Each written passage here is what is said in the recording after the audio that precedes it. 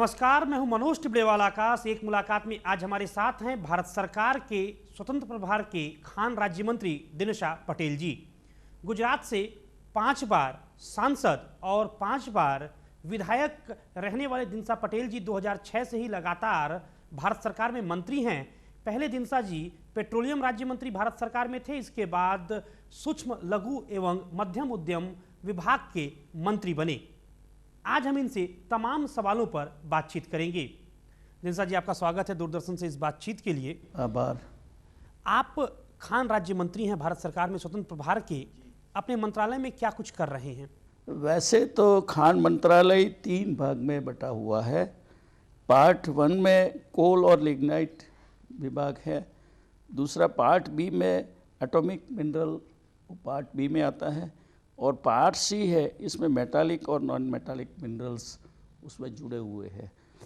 कोल का जो है वो कोल विभाग के साथ जुड़ा हुआ है, और एटॉमिक मिनरल्स है उसका डिपार्टमेंट भी अलग है, उसकी मंजूरी भी अलग दी जाती है। और पार्ट सी में मैंने बोला मेटालिक और नॉन मेटालिक, उसमें भी बहुत से मिनरल्स है, क्योंकि अपने यहाँ करीब 87 टाइप्स के मिनरल्स मिल रहे हैं। उसमें बहुत से अच्छे जो मिनरल्स है जो अच्छे तरीके से उसको अपन को, उसमें बॉक्साइट भी है, क्रोमी ओर है, कॉपर ओर है, गोल्ड है, आयरन ओर है, लेड है, मैग्नीशियस ओर है, प्रेशियस ओर है, स्टोन है, जिंक है। ऐसे जो मिनरल्स है वो मिनरल्स के लिए प्राथमिक जो मंजूरी लेनी पड़ती है वो मिनरल्स स्टेट के जरिए सेंट्रल के पास आते हैं, और सेंट्रल उसकी तलाशी करके फिर यहाँ से मंजूरी दी जाती है। इसके लिए प्रोसेस जो है वो प्रोसेस में कैसे जल्दी प्रोसेस हो जाए, इसके लिए हमेशा केंद्र सरकार चिंतित है, और जल्दी से जल्दी लोगों का काम हुए उसके लिए हम हर रोज़ सोच रहे हैं कि किसी को भी दिक्कत ना आए और काम आगे बढ़े। कितने तरह की माइंस होती है? माइंस के अलॉटमेंट का प्रोसेस क्या है और आपके मंत्रालय की भूमिका क्या है? माइन के अलॉटमेंट में मैंने पहले ही बोला कि उनको पहले मिनरल के लिए वो कौन से स्टेट में कौन सा मिनरल के लिए काम करना सोचते हैं, तो वही स्टेट के साथ उसको बात करनी पड़ती है। वो वहाँ उनको कितना एरिया चाहिए, वो एरिया के जरिए वहाँ स्टेट में वो अप्लाई करते हैं। स्टेट वहाँ से रिकमेंड करके सेंट्रल के पास भेजते हैं। सेंट्रल उसमें देखता है कि जो बताया है स्टेट ने वो एरिया सही है या नहीं है, वो एरिया में कोई गलती तो नहीं है ना, उसकी पूरी तलाशी सेंट्रल के जरिए की जाती है। और सेंट्रल के जरिए करने के बाद वो मंजूरी यहाँ सेंट्रल से दी जाती है, मगर उसकी रॉयल्टी और जो कोई है वो रॉयल्टी स्टेट को मिलती है। इसी वजह से सारा मदार वो स्टेट के साथ जुड़ा हुआ है, मगर सेंट्रल वो प्रॉपर तरीके से अच्छे तरीके से वहाँ से जो कोई मिनरल मिलता है उसका यूज होए, इसकी वजह से उसका ध्यान केंद्र से रखा जाता है। और इसके यहाँ से जो कोई सूचना देने की होती है वो सेंट्रल के जरिए स्टेट को दी जाती है। मगर जो माइनर मिनरल्स है वो माइनर मिनरल्स में पत्थर है, रेती है, आरस है, चूना है, मिट्टी है, ग्रेवल्स है, वो सारे माइनर मिनरल्स उसकी पूरी लीज के पावर्स वो स्टेट के पास है, और स्टेट उसे लीज देती है, और उसकी रॉयल्टी भी वही वहाँ से कलेक्ट करते हैं। ये मिनरल्स के भी रॉयल्टी तो स्टेट को ही मिलती है, मगर सेंट्रल ये भी सोचती है। तो सेंट्रल ने अभी MMDR एक्ट है, जो MMDR एक्ट के जरिए जो इलीगल माइनिंग का जो मामला अभी बहुत ही चर्चा में है, उसको रोकने के लिए MMDR 2008 को अच्छे तरीके से बनाने के लिए MMDR 2011 ये पार्लियामेंट में रखा गया है, पार्लियामेंट में रख दिया है। संसद में रखने के बाद स्टैंडिंग कमेटी अभी उसके पर सोच रही है, और स्टैंडिंग कमेटी अलग अलग लोगों के व्यू ले रही है। व्यू लेने के बाद वो उसमें कोई सुझाव आएंगे तो सुझाव में उसमें क्या करना है उसकी डिस्कशन करके फिर पार्लियामेंट में आएगा, और फिर पार्लियामेंट के पास होने के बाद फिर राज्यसभा में पास होने के बाद ये रूल अमल में आएगा। दिनेशा जी, अक्सर देखने में आता है कि माइंस के आवंटन में जो है ट्रांसपेरेंसी नहीं होती, पारदर्शिता नहीं होती, जिसे लेकर तमाम खबरें भी आती रहती हैं। आपका मंत्रालय ऐसे कौन से कदम उठाएगा ताकि माइंस के आवंटन में, चाहे वो राज्य सरकार के द्वारा हो या फिर केंद्र सरकार के द्वारा, ट्रांसपेरेंसी सुनिश्चित की जा सके? मैंने यही सोचा है कि देश में जो अवैध खनन और माइंस में ट्रांसपेरेंसी होनी चाहिए, वो एक बड़ी सोच है। और इसकी वजह से हमने अभी जो कोई उसमें रूल का चेंजेस करने की ज़रूरत लगी है, वो रूल के चेंजेस करने के लिए MCDR 1988 के नियम में 45 में जो अंतर्गत मात्र खनन पट्टाधारकों को भारतीय खान ब्यूरो को रिटर्न फाइल करने के लिए और उनका रजिस्ट्रेशन करने के लिए ऑनलाइन सिस्टम्स ये अभी अगले वीक में शुरू की है।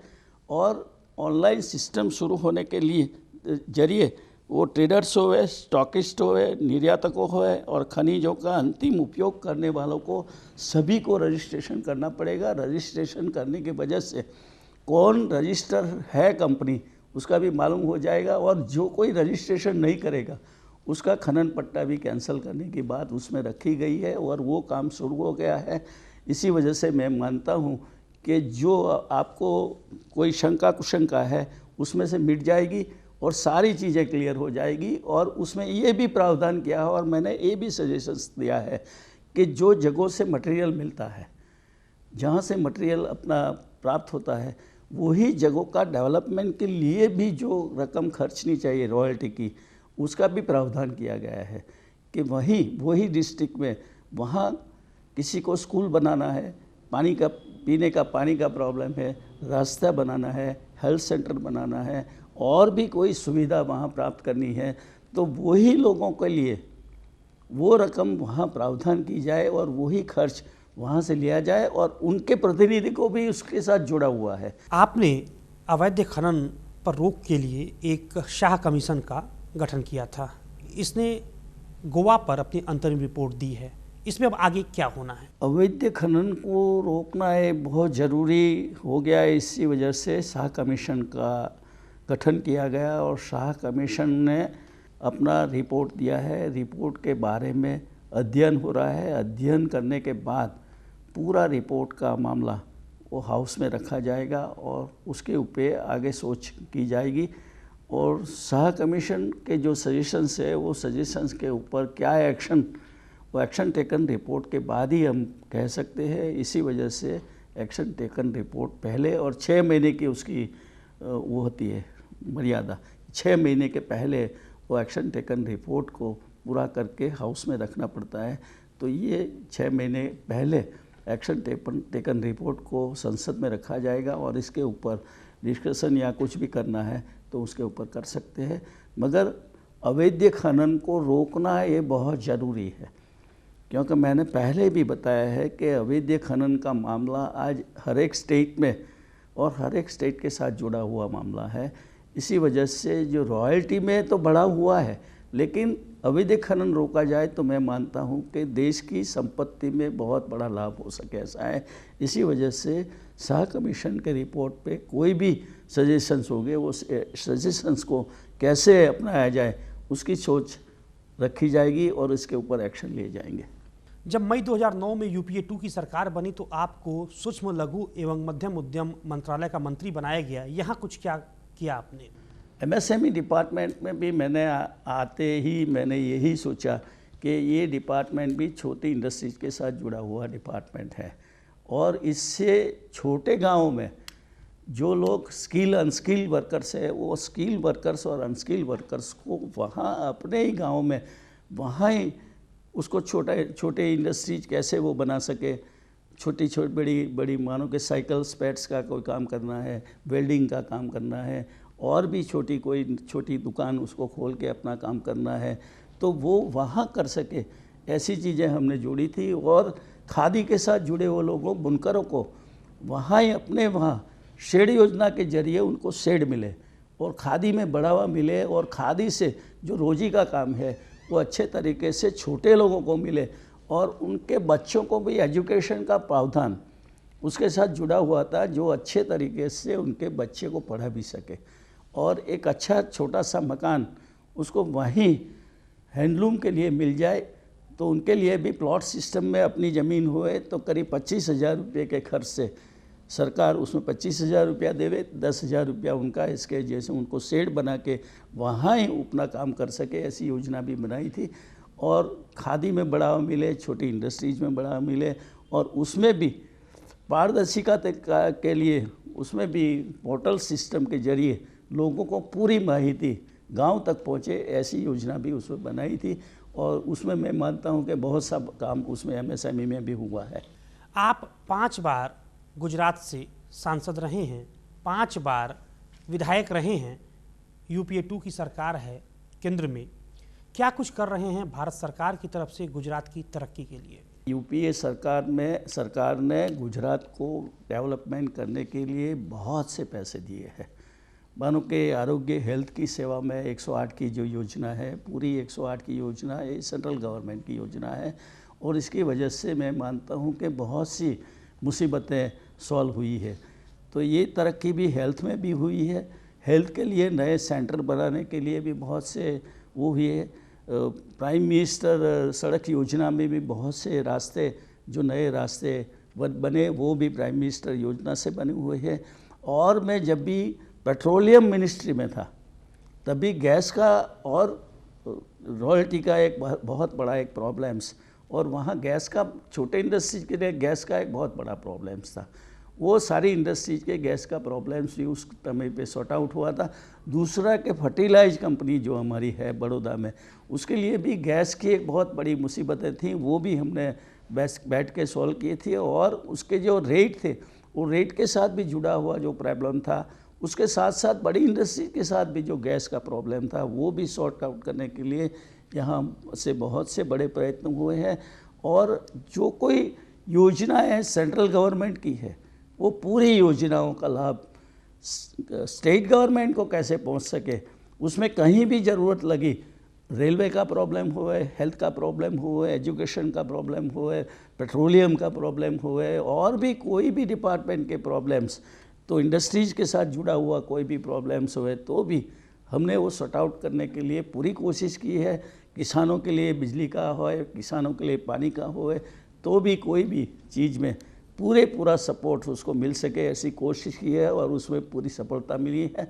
मैं मानता हूँ कि एनडीए गवर्नमेंट में जैसा जितना पैसा गुजरात को नहीं मिला है, इससे 2 गुना 3 गुना पैसा यूपीए सरकार ने गुजरात गवर्नमेंट को दिया है, और उसका पूरा यूज़ हुए, ऐसी भी हम कोशिश कर रहे हैं। 2007 में जब गुजरात में विधानसभा का चुनाव हुआ था तो आपने नरेंद्र मोदी के खिलाफ विधायक का चुनाव लड़ा था, लेकिन आप चुनाव नहीं जीत पाए थे।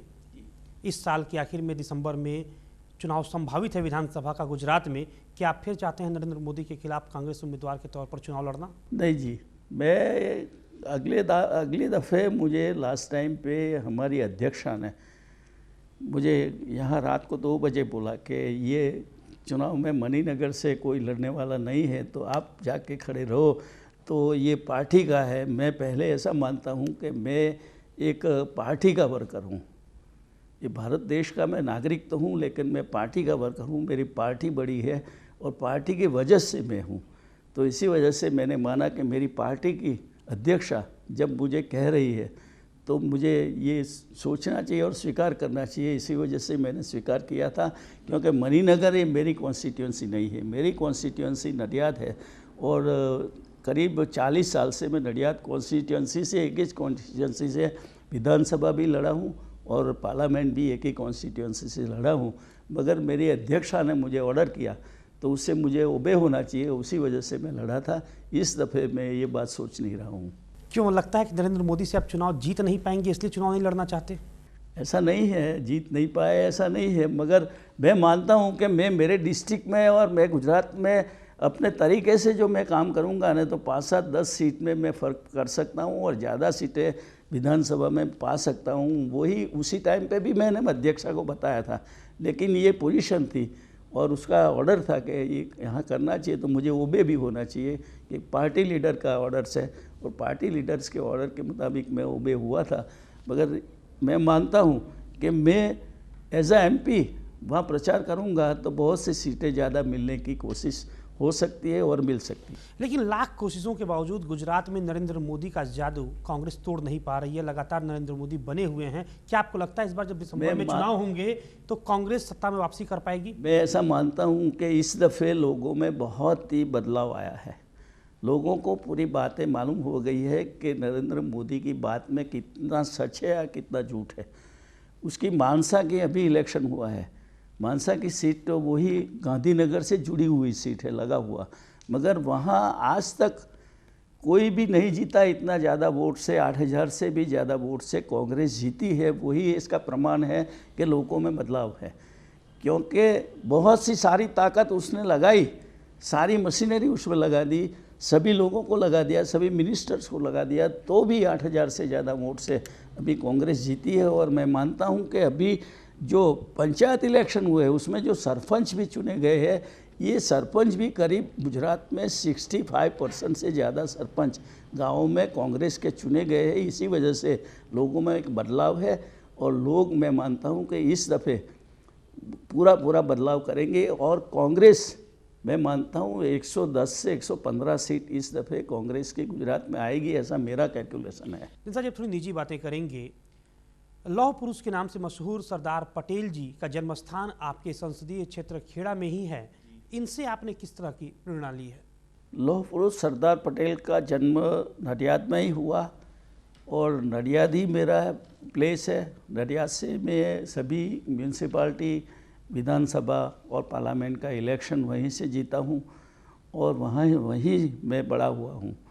सरदार पटेल का जन्म जहाँ हुआ उससे 100 फीट पे मेरा मकान है और सरदार पटेल साहब छोटी उम्र में जहाँ खेले वही मिट्टी में खेलने का मुझे अवसर मिला और वही मिट्टी मेरे शरीर पे भी लगी हुई है। इसी वजह से सरदार पटेल के साथ और सरदार पटेल के विचारों के साथ मेरा जीवन जुड़ा हुआ है और मैं मानता हूँ कि लौह पुरुष ने इस देश को एक नया राह और सारा देश एक करके अपन को दिया है, भारतवासियों को दिया है। और इसी वजह से मैं मानता हूँ कि मैं पार्लियामेंट तक पहुँच सका, वो भी सरदार पटेल की वजह से ही पहुँच सका हूँ।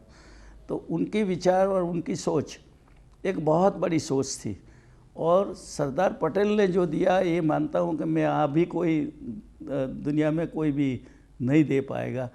तो उनके विचारों के साथ मैं मानता हूँ कि देश के यंगस्टर जो लोग हैं, ये यंगस्टर लोग को सरदार पटेल साहब क्या थे, उन्होंने छोटी उम्र में और यौवन में क्या किया, वो सोचना चाहिए लोगों को और उनके विचार अपनाने चाहिए।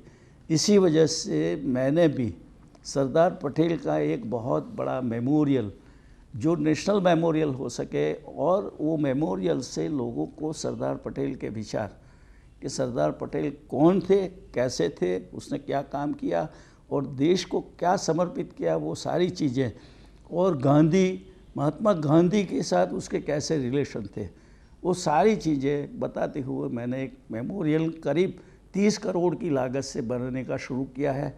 मैं मानता हूँ कि ये दिसंबर 12 में ये मेमोरियल भी कंप्लीट हो जाएगा और एक अद्यतन मेमोरियल लोगों को मिलेगा और एक मॉन्यूमेंट गुजरात को और देश को मिलेगा, ऐसा मैंने बनाया है।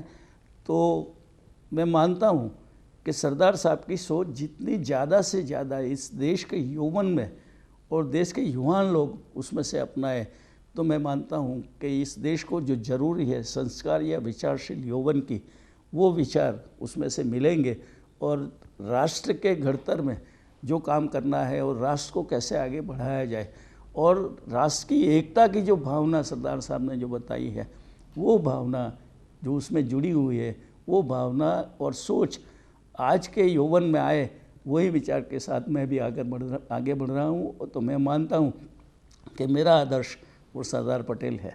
राजनीति के अलावा अपनी पसंद के बारे में कुछ बताइए। राजनीति की बात एक अलग है। मैं मानता हूँ कि राजनीति में मैं आया हूँ, लेकिन मेरी जो सोच है न, वो छोटे लोगों के लिए, गरीब लोगों के लिए, ज़रूरतमंद लोगों के लिए, कोई एजुकेशन का प्रॉब्लम होए, कोई बीमारी का प्रॉब्लम होए, उसको कोई दिक्कत होए, उसको कोई भी दिक्कत में मैं कैसे उसको मदद कर सकूं। मानो कि एक हॉस्पिटल का मामला है, एजुकेशन का मामला है, स्कूल का मामला है, हेल्थ का मामला है, और भी कोई चीज़ में लोग को कोई दिक्कत है, तो वो दिक्कतों को निपटाने कैसे सके। और गरीब से गरीब, मैंने तो वहाँ तक सोचा है कि गरीब से गरीब जो झाड़ू लगाते हैं, वो झाड़ू लगाने वाले के बच्चे को भी अच्छी पढ़ाई मिलनी चाहिए, अच्छे कपड़े मिलने चाहिए, अच्छी रोटी मिलनी चाहिए, और अच्छे तरीके से वो भी पढ़कर आगे बढ़ सके और अपने साथ आ सके। कैंसर हॉस्पिटल भी खोल रहे हैं आप? कैंसर का एक बड़ा बिल्डिंग, करीब 30 करोड़ की लागत से मैं कैंसर का हॉस्पिटल बना रहा हूँ। बिल्डिंग तैयार हो गया करीब 6 करोड़ की लागत का, और मशीनरी और दूसरे पार्ट्स के लिए भी अपन अरेंज कर रहे हैं। तो कैंसर में और हॉस्पिटल में भी गरीब लोगों के लिए प्रावधान किया है मैंने, और दवाई में भी 10% डिडक्शन। किसी को भी दवाई चाहिए तो बाज़ार से 10% कम रेट से मैं वहाँ देता हूँ, और ग्लूकोज की बोतल किसी को भी फ्री, एक भी पैसा नहीं लेने का, और 20 लाख रुपया करीब वर्ष में उसके पीछे भी हम कहीं से भी ला के वो चलाते हैं। और गरीब कोई भी आए तो उसको कहीं भी दवाई नहीं करेंगे ऐसी बात नहीं करना, उसके लिए भी 10%, 15%, 20%, 25% तक मैं रिबेट देता हूँ, और उसके अच्छे तरीके से इलाज हुए उसी भी कोशिश करते हैं। हार्ट का भी इंस्टीट्यूशन चल रहा है, नी के लिए भी चल रहा है, और किडनी के साथ भी मैं जुड़ा हुआ हूँ। किडनी का बेस्ट इंस्टीट्यूशन मेरे नडियाद में है, एशिया बेस्ट इंस्टीट्यूशन। और हम अभी अगले साल रोबोट भी किडनी वाले लाए हैं, 16 करोड़ की लागत से रोबोट लाए हैं। रोबोट से ऑपरेशन किडनी का और सारे प्रोस्टेट का और सब रोबोट का होता है।